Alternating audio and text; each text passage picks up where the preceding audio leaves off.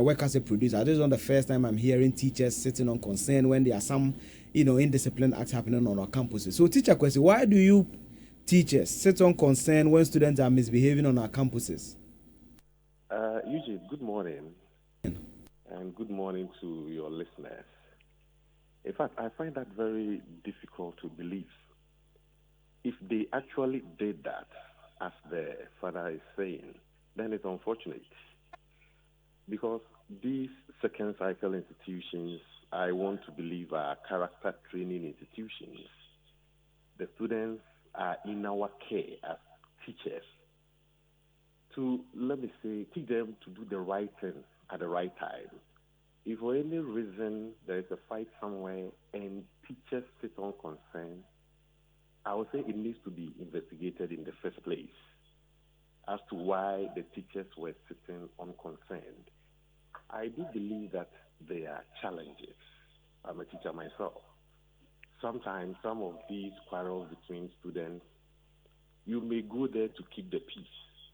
And if you don't take care, what you see, or some of these students may even say certain things to you that will make you withdraw. That's a challenge, but that is not the way to go. So, listening to you, you did acknowledge that there may be challenges. Yeah. So, what are some of the challenges that are preventing teachers? Because when I was going to school, no matter what a student says to a teacher, you do the right thing. You'll be punished. Your parents will be involved in, we fear our teachers. So, over the years, in your 19 years of experience, why is there this semblance of no regard for instruction by students? They don't regard their teachers. They even have the boldness to remove their school uniforms, throw it against their head teachers and say that take your uniform and take your school. Why? What has changed in that 19 years you've been teaching? Thanks very much, Eugene. A lot of things have changed. And you see, I've been watching that space for some time now. It's worrying, I'm afraid, if we don't take care. You see, we have a code of conduct for, let me say, pre-tertiary students. And it appears caning has been taken off. And under those circumstances, should you cane a student? Well, that is great. The other suggestions that have been proffered are also good. But, Eugene, I told you I've been watching that space for some time now. We as teachers, we've been applying the rules as it has been given to us in the code of conduct. But these things, these reports, it keeps getting worse. That is where my fear is. It appears certain things are amiss. Let me talk again about the caning. Well, human beings are not animals. You can use canes on even some of the animals. But you and I know what caning did to us. If it goes into excess, that one, no way. But I want to believe that the caning must be brought back into this code of conduct, but under maybe some guidance. Okay, so in your estimation, we must have a way to bring back caning, Yes. and maybe have also a way to check the excesses of such activity. Yeah, You because believe that will go a the long other- way to curb some of these issues? all the others, let me say, we are applying them. What is it? If you do this, maybe you will be taken to the disciplinary committee after the hearing. You'll be given some work to do. You see that after some time, that same student will be caught in that act of misconduct, that indiscipline. What is it telling you? It was supposed to have corrected him. It was supposed to have reformed him, but it didn't. So that same student that you sent to the disciplinary committee to be, let me say, guided or to be investigated, whatever, the student has done that same thing again. Let me give you this example. For instance, there is a misconduct like causing harm. A student will make another student, maybe a junior student, to kneel down while they will lash him or her with belts.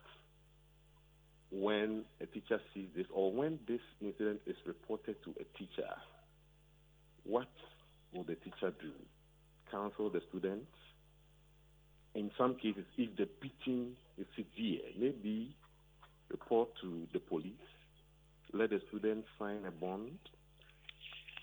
In few cases, dismissal will be allowed, but the process is slow. It delays. Do this one first.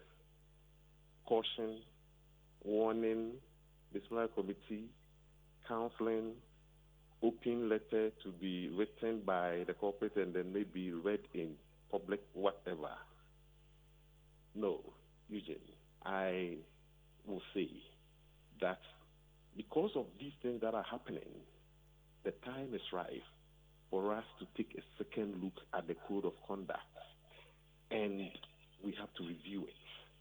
Okay, so the time is right for us to take a second look at the code of conduct and review it. Let me go to the lines again. Please hold on for me. Let me speak to Mr. Hobedu of the Kumasi High School. Good morning, Chief. Good morning, my young boss. I believe you've been in this industry for getting to 4 decades. You are still teaching, you are still a principal of a school and all that. I mean, you've been a headmaster of Kumasi High School. That alone speaks a certain volume about your aptitude and how tough you are as a man. What is accounting for this indiscipline, this level of indiscipline among students in various senior high schools? Okay, thank you very much for the question. Please, who am I speaking to? This Eugene. Oh, Eugene. Yeah. Sure. First of all, we must all remember that bringing up children is the responsibility of all of us, parents, teachers, everybody. But when our kids are not brought up properly, quote unquote, properly, it has a way of producing wayward kids when they come to the senior high schools. I must admit that some of the bad practices I learned when the kids come to SHS, but I also want to put it on record that sometimes some of these violent behaviors are developed when the kids are home. Apart from that, we can also talk about gangsterism, where these young, exuberant students want to show off that they have landed, as they put it, that they are guys, quote unquote. But Eugene, let's also not forget the rather debilitating effect of the social media. Now, these youngsters go to the social media and they see all manner of things from Ghana, from beyond Ghana, and some of them copy some of these aberrant behaviors. Okay, so from your perspective, you believe that... Quickly add this, because it's very important.